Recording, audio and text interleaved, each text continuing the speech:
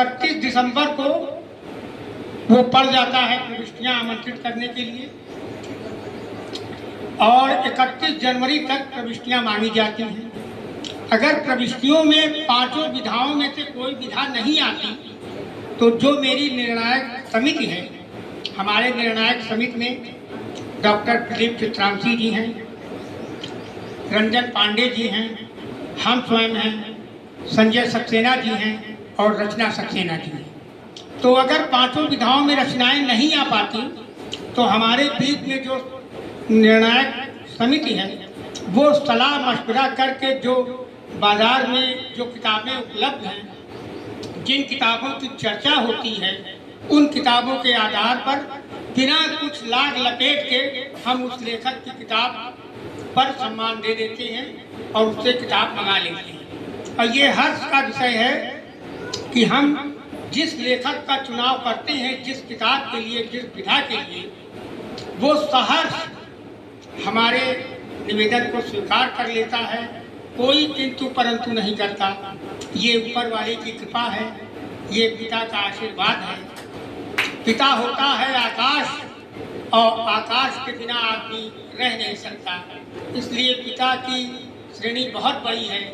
और हमारे पिता स्वर्गीय कन्हैया लाल जी, सरस्वती पत्रिका जहाँ से निकलती थी, इंडियन प्रेस, उस प्रेस में सन 40 से लेके और 2004 तक वहाँ अकाउंटेंट पद पर कार्यरत रहे। रिटायर तो मेरे पिताजी 78 में हो गए थे, लेकिन 78 के बाद भी 87 तक इंडियन प्रेस जाते रहे। मेरा घर कर्नलगंज में है और पिताजी पैदल ही एक चौराहा अंतर था, वहाँ जाते थे और काम। 87 के बाद बाबू, हमारे पिताजी इंडियन प्रेस नहीं गए, लेकिन बाबू का काम घर से ही करते थे। कभी कभी तो सोतू बाबू जो वहाँ के डायरेक्टर थे वो घर पे आ जाते थे, और नहीं तो बाबू के एक सहायक रहते थे झूसी के, रामापुर के राजेंद्र श्रीवास्तव, वो सब फाइल लेके आ जाते थे। और बाबू की तनख्वाह 7 तारीख को वाउचर आ जाता था। जब हमारे पिताजी का 24 फरवरी को देहांत हुआ तो मार्च में 7 मार्च को उनका वाउचर आया मेरे पास, उनकी तनख्वाह का। हम वो वाउचर लेके गए छोटू बाबू से मिलने। हमने कहा कि आपका और मेरे पिताजी का क्या संबंध था, इस वाउचर पर सिग्नेचर करने का अधिकार नहीं थी, मैं इस पर सिग्नेचर करके वो राशि नहीं लूँगा। उन्होंने कहा कि आप उनके पुत्र हैं, आप उनकी राशि ले लीजिए। कहें नहीं। हमने कहा नहीं। पिताजी के आशीर्वाद से हमको बहुत मिला है, और ये मेरी तरफ से ये राशि आप अपने कर्मचारियों में वितरित कर दीजिए। तो उनका अपार स्नेह मेरे ऊपर रहा। मेरे अखबार की प्रिंट लाइन में इंडियन प्रेस का ही नाम जाता था, लेकिन कालांतर में इंडियन प्रेस काफ़ी जर्जर स्थिति में आ गया है। जैसे कि आपके यहाँ वहाँ बनारस में आपने देखा होगा प्रीत जी, जैसे वो नागरिक चारणी सभा की स्थिति है, उसी तरीके से। तो इंडियन प्रेस में उनका प्रेस बंद हो गया, तो हमने डेली अखबार में प्रिंट लाइन में बदल दिया, लेकिन वीकली में अभी भी इंडियन प्रेस का नाम जाता है। तो दोनों अखबार जो है, और वो हमको जो उन्होंने दिया, हमने कहा उन्होंने तुरंत लिख के दे दिया, तो वही हम डीएम के एप्लीकेशन डाले।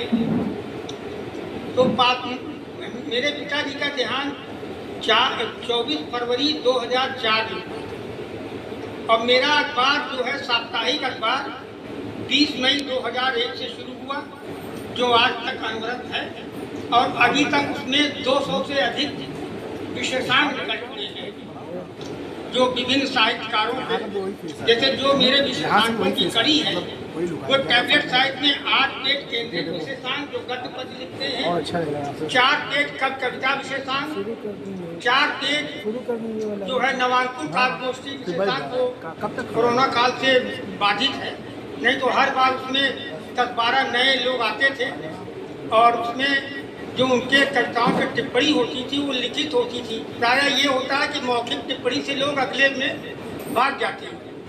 अगर आज उन्होंने मौखिक टिप्पणी की और कल किसी मंच पर फिर मौखिक टिप्पणी करनी पड़ी, और कोई जानकार बैठा है मंच पे, तो अलग हो जाते थे, इसलिए लिखित टिप्पणी हम करवाते हैं ताकि आप अपनी बात से विलग न हो सके। और चौथा विशेषांक जब महिला का चौथा विशेषांक है महिला कार्य गोष्ठी विशेषांक। महिला कार्य गोष्ठी विशेषांक में पूरे भारत में मेरी 40 इकाइयाँ हैं और आज किन्हीं कारणों से महिला कार्य गोष्ठी की राष्ट्रीय अध्यक्ष रचना सक्सेना वो नहीं आ पाई, क्योंकि उसकी बड़ी बेटी की तबीयत खराब हो गई अचानक, इसलिए नहीं आ पाई। और जब हमने महिला कार्य गोष्ठी विशेषांक शुरू किया तो मेरे बहुत से पुरुष मित्रों ने कहा कि आप पुरुषों की तो नहीं कार्य गोष्ठी विशेषांक का, तो हमने पुरुष कार्य गोष्ठी विशेषांक भी शुरू किया। लेकिन पुरुष कभी इतने अकर्मण्य रहे कि वो गाते हैं लिख नहीं पाते, और उसकी 3 इकाई बन पाई कानपुर और असम, और 3-4 विशेषांक ही उसका निकल पाया, जबकि महिला कार्य गोष्ठी का विशेषांक हर महीने निकलता है। उसका प्रारूप ये है कि जिस जिले में हमारी महिला रचनाकार हैं वो गूगल मीट से या बैठकी करके जो कविता पढ़ती हैं उस कविता को वो भेज देती हैं, वो विशेषांक में छपता है। और ये महिला कार्य गोष्ठी विशेषांक उन महिला बहनों के लिए हमने शुरू किया जो पढ़ने लिखने के बाद घर गृहस्थी में लिप्त हो जाती हैं। तो ऐसे रचनाकारों के लिए कि महीने में एक कविता वो रचेंगी, तो और ये जानते हैं करत करत अभ्यास से सब गए जगदीश, जब आप अभ्यास में आ जाएंगे तो कविता अपने आप चलती जाएगी।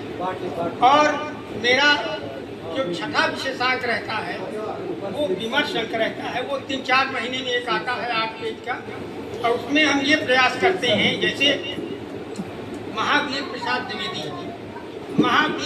द्विवेदी के गद्य के बारे में सब परिचित हैं, लेकिन उनके पद्य के बारे में बहुत कम लोग परिचित हैं, तो हम उनका पद्यांश भी छाप देते हैं। और महावीर प्रसाद द्विवेदी को लेकर काफ़ी भ्रांतियाँ रहती हैं, तो हम महावीर प्रसाद द्विवेदी में उनका आत्मनिवेदन छाप दिए थे। तो ना आत्मनिवेदन छापने से सारी भ्रांतियाँ, सारे भ्रम अपने आप दूर हो गए कि वो पहले रेलवे में नौकरी करते थे, कितना पाते थे, जब सरस्वती पत्रिका में आए तो कितना पाते। तो इस तरह से विशेषांकों की मेरी श्रृंखला है।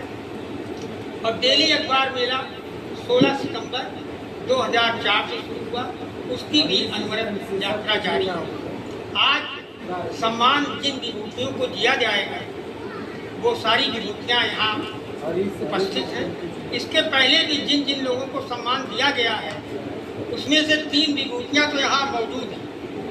उसमें रंजन पांडे जी हैं, प्रोफेसर सुनील विक्रम जी हैं, डॉक्टर प्रदीप चित्रांशी जी हैं, और लोग, और वो डॉक्टर जो हमारी विशिष्ट अतिथि हैं डॉक्टर कल्पना वर्मा जी, अनवार जी भी परसा सम्मानित हुए थे इनके नाटक पे।